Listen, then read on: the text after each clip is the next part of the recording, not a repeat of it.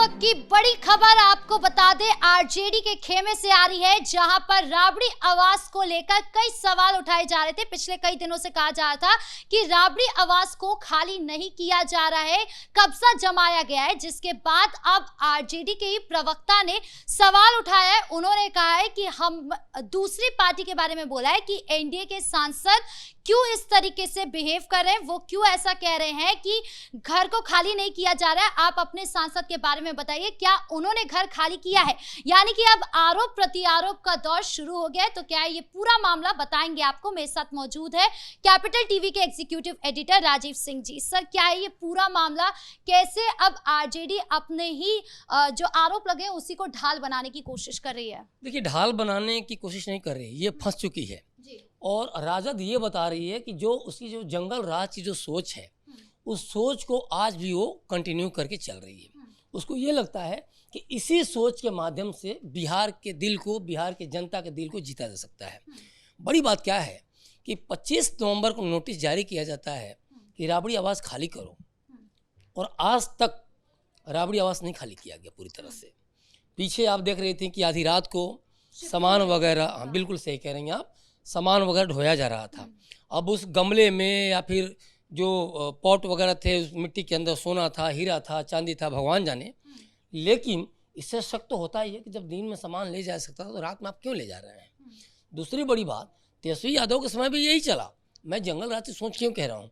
तेजस्वी यादव को जब deputy CM नहीं थे तो उनको आवाज़ खाली करने के लिए कहा गया, तो वे भी आनाकानी करते रहे, और इसके बाद ये कोर्ट चले गए, फिर दोबारा कोर्ट जाते हैं, और जब कोर्ट से ही साफ साफ डिसीजन आता है कि अपनी छोड़ो, अब जो फॉर्मर जो सीएम होंगे वे भी अपना आवास खाली करेंगे, तो अब ये चिलपों क्यों हो रहा है? तो तेजस्वी यादव जो आज जो लगातार राजद के नेता जो आरोप लगा रहे हैं कि ये इसमें जदयू या एनडीए सरकार की का हाथ है या वो राबड़ी के साथ गलत कर रहे हैं, तो इनको तो सबसे पहले ये बताना चाहिए बिहार की जनता को कि गलत कौन कर रहा है, गुमराह कौन कर रहा है, और बिहार की जनता को जिस तरह से आप चुनाव में बरगला रहे थे, बरगला कौन रहा है? कोर्ट के डिसीजन पे सब कुछ हो रहा है ना। आज अगर तेजस्वी यादव कोर्ट नहीं गए होते तो राबड़ी के पास भी एक आवास होता, लालू के पास भी फॉर्मर सीएम के नाते एक आवास होता, तेजस्वी के पास भी आवास होता। लेकिन सारा किया धरा आप लोगों का है, लालच आपको था, पता नहीं उस आवास से कैसी माया है। 20 साल से आप वहाँ बैठे रहे, अब जब खाली करने कहा, जैसे आप सीएम और डिप्टी सीएम थे वैसे दूसरों को अगर दिया जा रहा है, अलॉट किया जा रहा है, उसमें बुराई क्या है? तो आप चुपचाप सामान लेके भागने लग रहे हैं, और आज भी आप दादागिरी कर रहे हैं। मतलब अब आप जो आरोप लगा रहे हैं, जिसमें कि जो राजद जो राष्ट्रीय प्रवक्ता आरोप लगा रहे हैं कि नवल किशोर जी की नहीं नहीं नहीं नहीं ये तो गलत हो रहा है। क्या गलत हो रहा है भाई? आपके साथ गलत हो रहा है, और आप कह रहे हैं कि जीतनराम मांझी को भी खाली कराना चाहिए आवास, और आपको इसके अलावा संजय झा को भी खाली करना चाहिए, उसके अलावा अन्य नेताओं पे भी आप हमलावर हैं। बिल्कुल, मतलब आरजेडी के जो प्रवक्ता है वो तो बकायदा पत्र लिखकर ये बात कह रहे हैं कि एनडीए के जो भी नेता हैं उन दोनों को तो दिल्ली में अलॉट कर दिया गया है पहले से आवास, तो अब वो वहां पर क्यों नहीं रह रहे हैं, क्यों उन्होंने कब्जा कर रखा है? यानी उन पे जो आरोप लगाए आरजेडी पर या राबड़ी आवास पर, उसको लेकर वो कह रहे हैं कि एनडीए वाले तो खुद पहले अपने आप को सही कर ले। देखिए, मैं वही कह रहा हूँ कि देखिए, कानून अपना काम करता है। जो डिपार्टमेंट है पीएनडब्ल्यू डिपार्टमेंट, तो वो अपना काम देखेगा। आपको कहाँ से ये सर्टिफिकेट मिल जाता है? आपको जब खाली करने के लिए कहा गया तो शुरू में तो मंगनी लाल ये कहते नहीं नहीं हम खाली नहीं करेंगे। देखिए, धमकी का जो लहजा है ना राजद का, तो आज कोई नया नहीं है, बहुत पुराना लहजा है। इन्होंने मतलब दशकों में इस लहजे को बनाया और आज भी कंटिन्यू कर रहे हैं। और आज इनको ये केन प्रकरण किसी भी तरीके से आपको एक मौका चाहिए कि हम खाली नहीं करेंगे। ये दादागिरी, देखिए कानून का खौफ कुछ नहीं है। कोई ये सोच रहा है कि कोई क्या बिगाड़ सकता है, हम नहीं खाली करेंगे, तो आपको ये सोचना चाहिए कि आप जब बात करते हैं जीतनराम मांझी का, तो जीतनराम मांझी का सरकार देखेगी। आप बात करते हैं संजय झा का, तो सरकार देखेगी। तो आप ऐसे नेताओं को लेकर हमलावर हैं और आप सर्टिफिकेट अपने आप को दे रहे हैं कि आप इनको खाली करने के लिए किसी ने कहा क्या? सरकार ने कहा क्या? प्रशासन ने कहा क्या? आपको कहा गया तो सबसे पहले आप जो खाली कीजिए, उसके बाद देखा जाएगा कि जो खाली कराना है और कोई खाली करने लायक है भी या उस स्थिति में है या नहीं, या प्रशासन अपना काम करेगा। सर नोटिस जारी किए हुए अभी 1 महीने से ज्यादा का वक्त हो गया, लेकिन अभी भी हम देख रहे हैं कि राबड़ी आवास खाली नहीं हो रहा है। अब इसके पीछे का कारण क्या है, क्यों खाली नहीं किया जा रहा है? देखिए, एक सवाल लगातार उठ रहा है। आप देख रहे हो नीरज कुमार जो जदयू के मुख्य प्रवक्ता हैं, वो लगातार कह रहे थे कि कई सारे तहखाने हैं। अब इसमें अब तहखानों की बात, उस पर इसके बाद ड्रोन से भी उन्होंने सर्विलांस की भी बात की थी। तो देखिए, नेता की बात ज़्यादा अच्छी तरह से समझते हैं।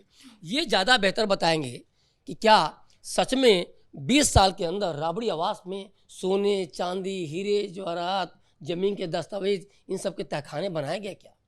ये ज़्यादा अच्छी तरह से बताएंगे कि ज़मीन कहाँ कहाँ है, सोने कितने लालू यादव ने खरीदे, या हीरे कितने राबड़ी देवी ने खरीदे, तेजस्वी यादव ने कितने पैसे बनाए। ये ज़्यादा बेहतर बनाएंगे। आरोप इनके हैं, जवाब भी इनको देने होंगे।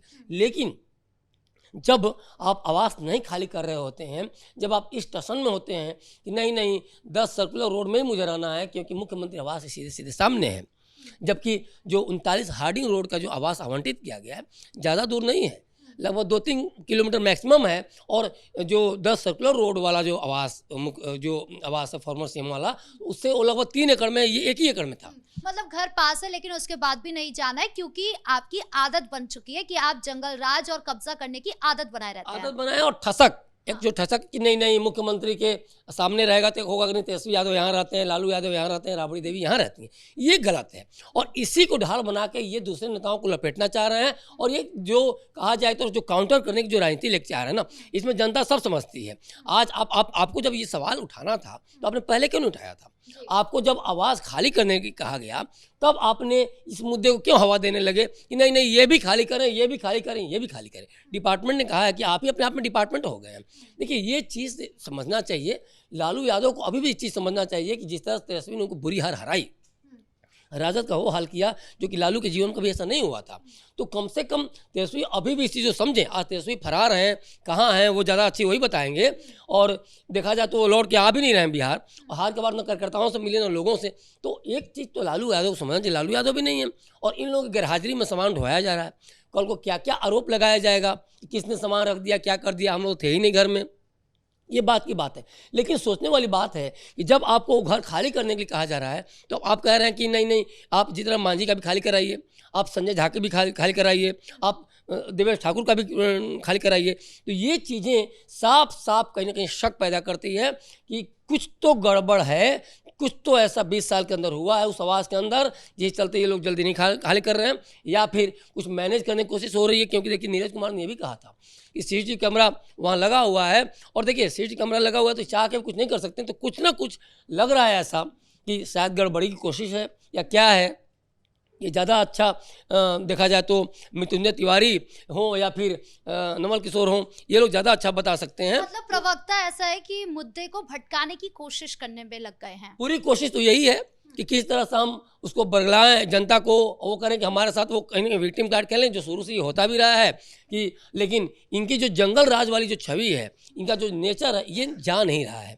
और इसमें क्या जनता, देखिए आज की डेट में हम कुछ भी वीडियो बना दें, कोई भी करते, आप कमेंट नीचे आप देखेंगे तो पूरा का पूरा इनके निगेटिव जाता है। या फिर आप ट्विटर पर चले जाएँ, फेसबुक पर चले जाएँ, देखिए बिहार की जनता जो पीड़ित है, उसने कहीं जो दर्द झेला है, वो उसको एहसास है कि इन लोगों ने जितना गलत किया है किसी ने नहीं किया है। और आज भी देखिए जो घोटालों का दाग है, जो चारा घोटाले की बात छोड़िए, वो तो मान लीजिए उसमें सज़ा हो ही गई है लालू यादव को। उसके अलावे नौकरी बदले ज़मीन की बात करें, IRCTC घोटाले की बात करें, मिट्टी घोटाले की बात करें, उसके अलावा चिड़ियाघर वाला मामला है, मॉल निर्माण वाला मामला है। तो ये सारी चीज़ें, इतने सारे जो घपले घोटाले के जो आरोप हैं, उसमें और भी ज़्यादा कहीं कहीं लालू यादव, तेजस्वी यादव या फिर राबड़ी देवी घिरती हैं। तो इनको तो सोचना चाहिए कि जो गलत करने का जो आरोप लगातार लगता रहा है, तो जितना जल्दी आवाज़ खाली कर दें। और खाली करके देखिए, खाली तो करना ही है, कानून को आप हाथ नहीं ले सकते।